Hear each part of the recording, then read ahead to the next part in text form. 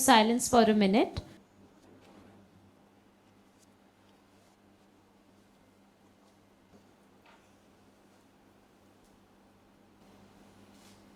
Alfred Nobel realized that he's made a very big mistake for the whole world. What has he given to the world? It was wrong, no? Look what happened to Japan in World War II. है ना? And how much fear everybody is living in. Mother has said for fear that fear is the worst level of consciousness. So we must never talk of fear, must never live in fear. If we are living in fear, we have a fear. Well, you said, what is the way out? You said that you're scared of the dark. What is the way out when you have any fear? Where do you go to? What is the divine in you? Where is the divine in you? What did we talk about? Soul, exactly. How far is he from you? So tell me, did we talk about a divinity within us? So if we have fear, where do we have to go? First of all, where do we go? Yes, communicate. Remember, offer, invite. The fear will be gone. Why are we not looking at the higher self that we have within us? If that is not working, then we'll think, but it'll never not work. Right? सब कुछ तो हमारे अंदर है. So what did Alfred Nobel do?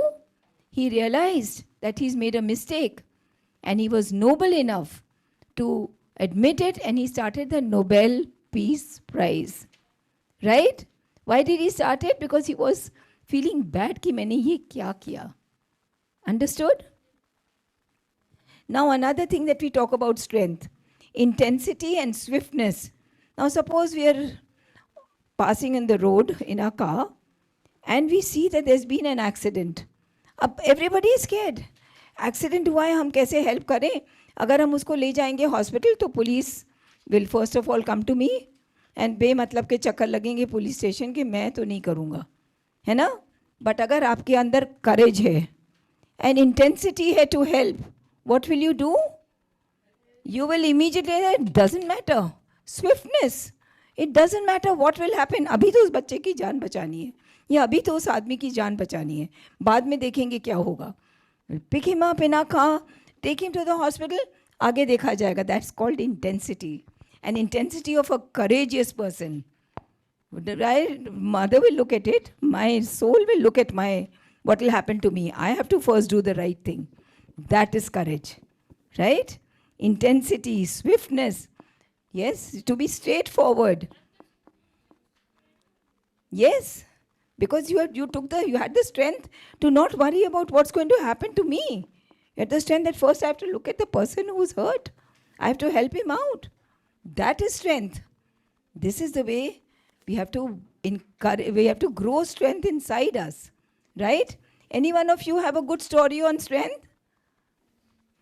Because day after tomorrow when we talk to the parents, when we tell them what have you learned about strength, क्या बोलेंगे हम? क्या बताएंगे? क्या समझ में आया strength के बारे में? Come on. Any story anybody has? Palak Didi has a lot of stories. Palak, over to you. Thank you so much, Anjali ma'am, for introducing us to strength. And I think you've already covered all the 4 aspects. We'll do quite a lot of deep dive there. But for now, as part of the final debrief for strength, what we are going to do is, we really want to leave you with very concrete practices. So we talked about fear, a lot about fear. We also talked about strength just now. What are some of the very specific, nuanced qualities of strength? But most importantly, how do we bring that shift within us? How do we embody courage? How do we embody this intensity? How do we embody this swiftness? There are a lot of times and instances in our lives where we are in situations of dilemma. At one side, there is our friend who may have made a very grave mistake. And on the other side, there is our consciousness that is telling us that, no, I need to report this because this is something which is not right, because the other friend is undergoing a major problem because of this other friend. And that's a big dilemma. Sometimes we have to make a choice that really even hurts our friendship, but staying courageous at that point in time is a reflection of your consciousness, is a reflection of the courage that we hold. It has nothing to do with right or wrong, but it is the courage to remain true to the real truth, to the truth of the situation. And the most important aspect, if we really want to remember about strength, what is at the back of courage, intensity, swiftness? The example that ma'am just gave, forgetting everything. Police will question me, this will happen to me, that will happen to me. Truth of the situation is that intervention had to be made and the victim had to be taken to the hospital. We had to literally get drenched in blood, call the ambulance, or pick them up in our own car, forgetting that the car would also be drained in blood. Seat cover kharab ho jayega. We all have all of these questions. Kapde kharab ho jayenge, white dresses. So many doubts we have. But remaining true to the truth of the situation would be what? To just do what is right. And that is exactly what takes the utmost amount of courage. That is what real strength is. If we are able to act swiftly. Swift decision कब आता है? जब हमारा mind सोचने लगता है, तब वो हमेशा किस पे जाता है? प्रोस पे, कॉन्स पे। एक लिस्ट बनती है ना हमारे दिमाग में, मैं ये करूँगा तो एक दोस्त गुस्सा होगा, अगर ये करूँगा तो 5 दोस्त खुश होंगे, अगर मैं बाहर घूमने जा रहा हूँ या साथ में मस्ती कर रहा हूँ रादर देन सेशन अटेंड करने, right? So we all have some pros and cons around every situation, but if you are really able to hold ourselves courageous to that truth. What is it that is right? Do I have the courage to own that up? Do I really have the courage to act in that manner? That is when we are all able to exhibit that strength. तो ये तो समझ में आ गया कि strength क्या है. So children, ma'am spoke to you about Alfred Nobel. Okay. Now see, strength is also there in owning that you've done something wrong. Okay. And trying to, you can't undo it. But you can always admit that you've made a mistake and you can try to do something nobler. That's why it's written nobility, there is strength.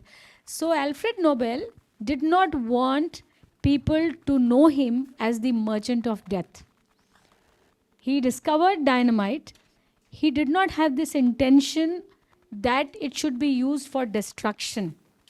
And dynamite has, it's used for progress also. When you have to make a road through mountains, you use dynamite. There are so many good uses. That's why he said, and it is like Nobel Prize is not just a Nobel Prize. What was his intention is what matters.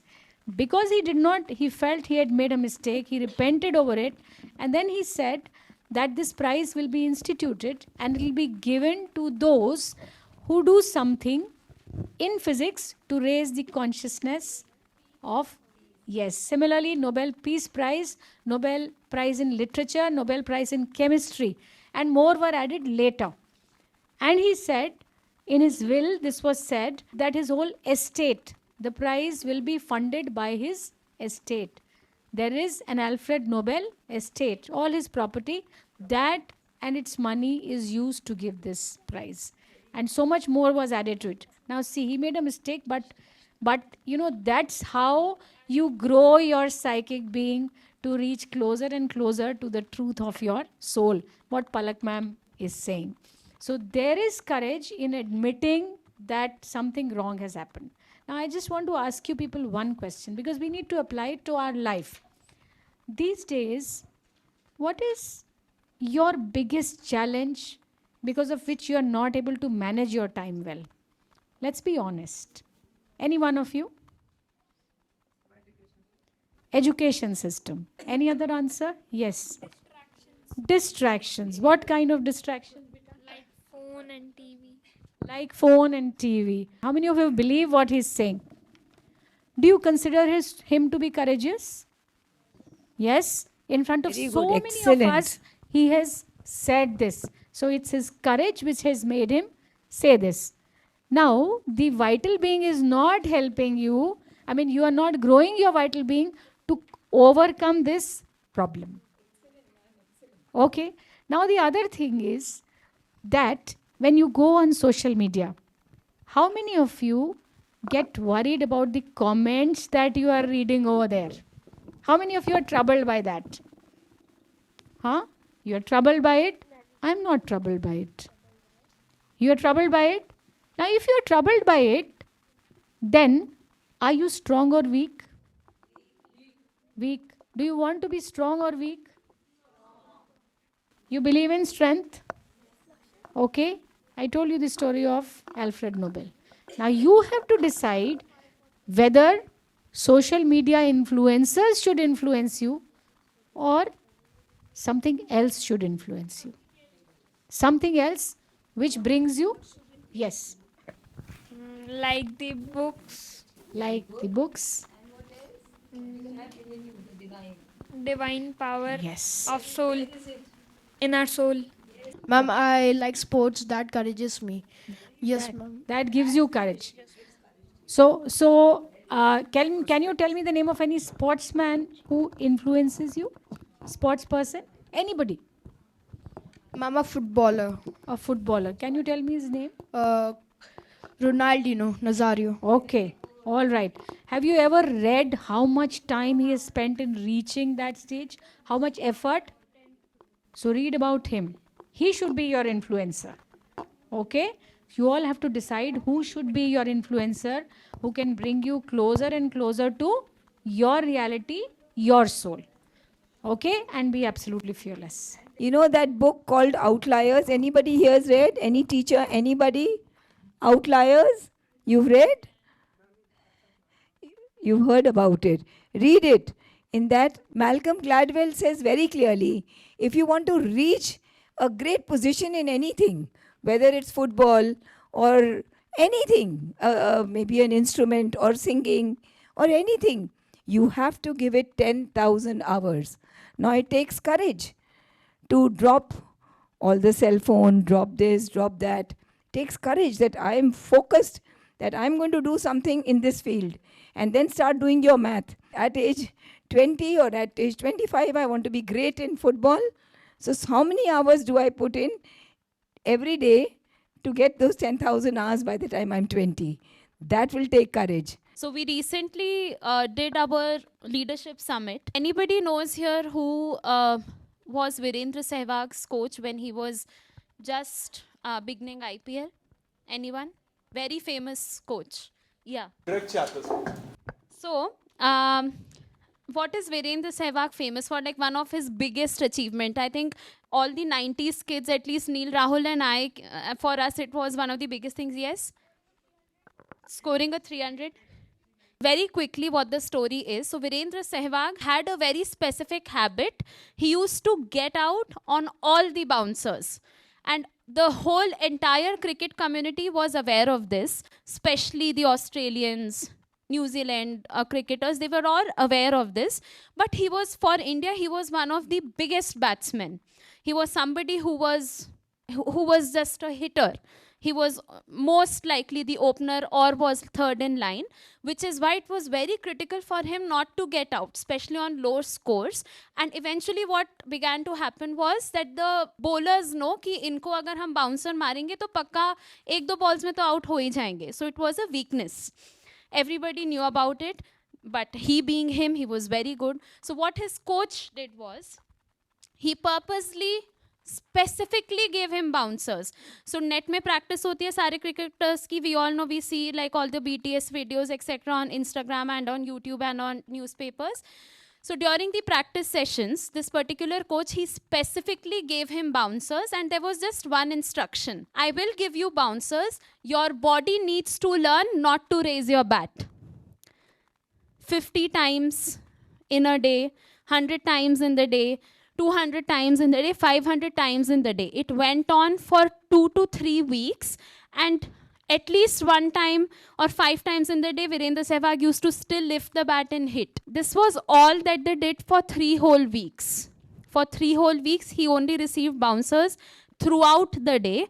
And finally, after end of 3 weeks, is when there was one day when Virendra Sehwag's body, so his mind knew कि ये नहीं करना है, everything else was aligned, but his body was reacting कि bouncer आ रहा है, फटाक से मार दो इसको, right? Body का भी तो एक memory होता है. Nets में daily 500 balls face करने के बाद finally his body was aware and it began to unlearn कि जब जैसे ही bouncer ball आती है, I have to duck, I have to duck, I have to duck, I don't have to hit. Mind ने समझ लिया, बॉडी ने समझ लिया, हर पार्ट ने उसको इंटीग्रेटेड समझ लिया, and that was the time when I think that was the peak of Virendra Sehwag's career happened after that, and nobody could figure out usko bouncers फिर भी bowlers दे रहे थे, but people saw him ducking, and which was very much unlike the aggressive Sehwag that, like, you know, the world knew of. Which brings us to what Pramani ma'am just talked about, owning up our weakness, owning up our mistakes, owning and unlearning, and taking baby steps to move ahead. So what Alfred Nobel did, most of us would not be able to do something as magnificent, but what is in our hands is to courageously face it, and to be bold about it, that no matter what, come what may, I will not lie. I will own it up. I may not be able to correct it immediately, but I will make a promise to myself that I will continue to take little baby steps and continue to make progress. I want to rectify it. I am owning it up. And owning it up, acknowledging it, is itself the first step towards growing in strength, towards growing in courage. And how can we do that? Yesterday we talked about inviting light. Whenever there is a negative emotion, inviting light. So the very way of owning up strength, owning up courage, is to invite light. Whatever you love, concentrate on that. That growing in knowledge. When do we know what to do and what not to do? Not just moralistically, but also growing our inner soul. Because the correct direction comes from where? From that part, which from our inmost being, from our soul. How can we grow that soul? Somebody said by reading good books, by being in the presence of good people. And by good means not very black and white, sahi galat to hum sab hote, but there are so many different ways of growing in our beings. Yeah, growing in our consciousness and being with people who are able to channelize our energies again and again towards our own light. Like awesome ka light would be different from Aratrika ka light. It would be different from somebody else's light. So who can slowly and gently, continuously nudge us towards our own lights, help us own that up so that we become more courageous, we grow in that strength that is present within us, but momentarily we have forgotten about it. We just don't know. उस time पे हम क्योंकि या तो डरे हुए हैं, सहमे हुए, या हमने गलत काम कर दिया है, तो हम भूल गए हैं कि हमारे पास वो स्ट्रेंथ है, being with people who can remind us of that light within us. The second practice. So yesterday, Pramani ma'am talked about growing in our consciousness. That is the second step of growing in strength. A lot of times when either fear grapples us, or when we commit a mistake, or something negative happens, there is a shrinking energy. Oma Didi talked about a shrinking energy that confines us. The very opposite of it is growing in consciousness, and we would very quickly experience what growing in consciousness means, or what does just in general expansion and widening means. We'll quickly close our eyes. What is the sound that you hear nearest to you? What is the sound that you hear nearest to you? It could be breath. For some of us, it could be our own sound of blood, palpitations, heartbeat. Very closely observe. Now go slightly beyond and observe one sound that you hear in the circle of your table. Observe any sound that you hear inside the room.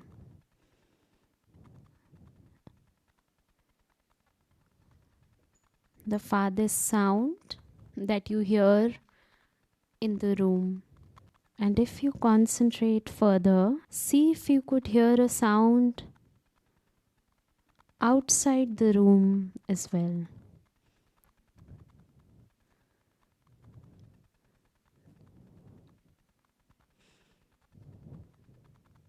When we say outside, your remit is really up to the sky. Anything under the sky. Can you hear anything as far as possible? Just make a note of what that farthest sound for you is. Very slowly, we'll open our eyes and just raise your hand if you could experience the farthest sound. Would some of you want to share which is the farthest sound that you hear? Felt like the home sound which was playing earlier. I heard the train siren. I heard the honking of cars. Ma'am, a pleasant natural sound. Ma'am, there was a sound of a machine that was being used in the school corridors. So I just heard that. Breathing of someone. The breathing of someone, okay. Om sound. Om sound, very beautiful. A sound of my own. Very nice. You heard the sound of your own. Ma'am, I heard the honking of the cars and the mosquito repellent machines. Very nice, very nice. So we just did this activity for 1 minute, and just by sitting inside the room, you could hear so much. Do we ever pay attention to these things? And these sounds that you heard, were they very loud, or were these sounds were these noises very very faint, distant? They were faint and distant, yet we were able to hear them. So did this help you raise your awareness? Not just rise, but also expand? Going to factories and then cars on the road, and then the sound of the Om, even a couple of you experienced.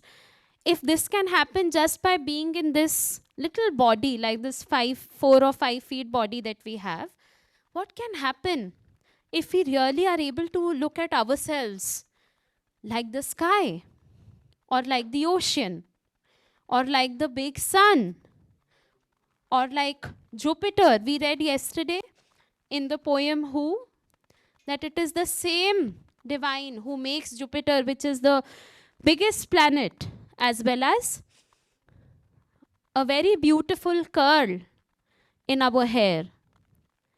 So if we also become as vast as that Jupiter, or we become as vast as the sun, or as vast as the sky, or as vast as the sea, all these little troubles and mistakes and dejections and demotivations, would they even hold any space in our lives? Or would they be just like dust particles in our lives?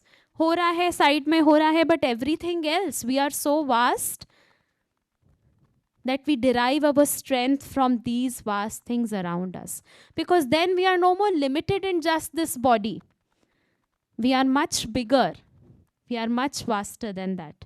And that is what we'll all try and experience. Does it ever help if we just continue to think about all that has happened?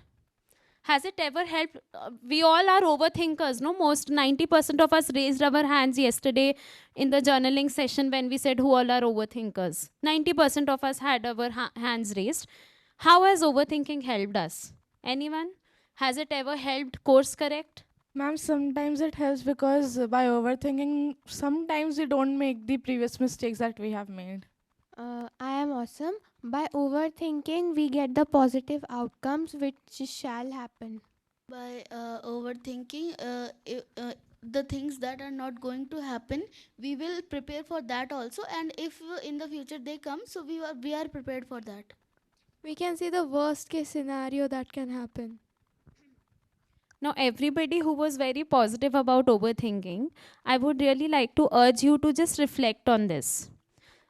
What she just mentioned about overthinking, we prepare ourselves for worst case scenario. How many times has the worst case scenario actually happened with us? Hardly any times. And we overthink all the times. Is it worth wasting our time and really preparing ourselves for the worst all the times? Not always, because we are spending 99% of our time to prepare for that one instance that will happen once in our lifetime or like twice in our lifetime. Is it even worth it? Just reflect on that. Just reflect on that. If the possibility is so low, will worrying about the past, ye galat kar diya, wo galat kar diya. I'm not saying reflection is not bad. We did the journaling activity yesterday. Reflection is very important. But is overthinking? Is regretting about it what we discussed? Or we just said we reflect. This happened and Pramani ma'am just shared with us. How do I move ahead from there? What is my next step? If we really want to hold courage within us and really want to live a life which is full of light, full of illumination, and what kind of illumination? Self-illumination.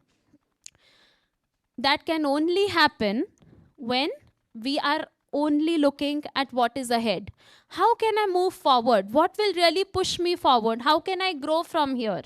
The moment our attention is on that light, is on that growth, and we are not stuck in the stories of the past and very much planned for the future, that is when we would find what is required for us to grow from there. We talked about swiftness when we were looking at strength. If we continue to remain stuck, will we ever be able to take a decision that is quick? Will we ever be able to move swiftly? Will we ever be able to take that decision and take that leap of courage? So does staying in the past or planning meticulously for the future to the T help, or worrying about it help? So this is one thing that all of us do, but let us be aware that how much is it really helping? Is it even helping us? So this is a quote by the mother that we would leave you all with to really understand what is it to be truly, truly courageous. We'll all read together and we'll read it like a mantra, very beautiful, so that whatever we read, it is really able to effectuate a change. So beautiful. Anjali ma'am's session is really with the students. So beautiful. So we'll all read it like a mantra. We'll read it together. We won't repeat. We'll just read it together. True courage in its deepest sense is to be able to face everything. Is to be able to face everything. Everything in life, from the smallest to the greatest things, to those of the spirit, without a shudder, with a total self-giving to the divine. And what is this divine? That presence of the soul, of the inmost being in us. And what are the 3-second rule that Anjali ma'am gave us? How do we surrender to the divine? Remember, offer, invite. Remember, offer, invite. Remember, offer, invite. So do we now feel we will ever be alone in life because we have such a powerful tool? Do we already feel more courageous taking any leap, any step in life? Do we already feel courageous? And do we feel that गलती भी हो गई तो हमें सब छोड़ देंगे, पर कौन नहीं छोड़ेगा? What will always be there? Soul and that inmost presence. And भले हमारे अंदर fear हो, always call this one friend within us, the inmost friend. We often call it our inner friend, soul, whatever you want to call it. Psychic being is what we call it. And we really wanted to introduce this word to us, to all of you. And we'll also do a little play maybe sometime to also introduce what Anjali ma'am was yesterday, जिसकी आवाज़ कोई नहीं सुन रहा था. What was Anjali ma'am? Do we all recall? One of your teachers has written this beautiful poem on strength. Strength is not in loud display. Can somebody explain to me what does that mean? जो आदमी strength कोई courage का काम करता है, वो show नहीं करता है कि वो कुछ कर रहा है. हम स्ट्रेंथ ही डिस्प्ले कर देती है कि उसने क्या किया है, मतलब वो कितना डिस्प्ले बड़ा नहीं करता है. स्ट्रेंथ इज नॉट जो लोग रियल काम करते हैं वो उसको शो ऑफ नहीं करते हैं, वो साइलेंटली वो काम करते हैं. We are wasting our energy and time by telling people that we have done this and Yes. this, and we should not be this much loud. The results will only say the things. Exactly, very well said. So let's read ahead. Strength is not in loud display, but in the will to find the way. We have to find the way with courage and go and do that task with swiftness, right? Straightforwardness, with intensity, right? That's the way. Through every doubt, through sleepless night, it's standing tall when nothing's right. कुछ भी सही नहीं चल रहा है, results एकदम गड़बड़ा हैं, पेरेंट्स एकदम नाराज हैं, but I am going to stand tall, get up and start working hard. उसमें रोने की से कुछ होने वाला नहीं है. That's a spirit of courage, right? Strength. It's facing failure head held high. Facing failure, head held high, and still believing you can fly.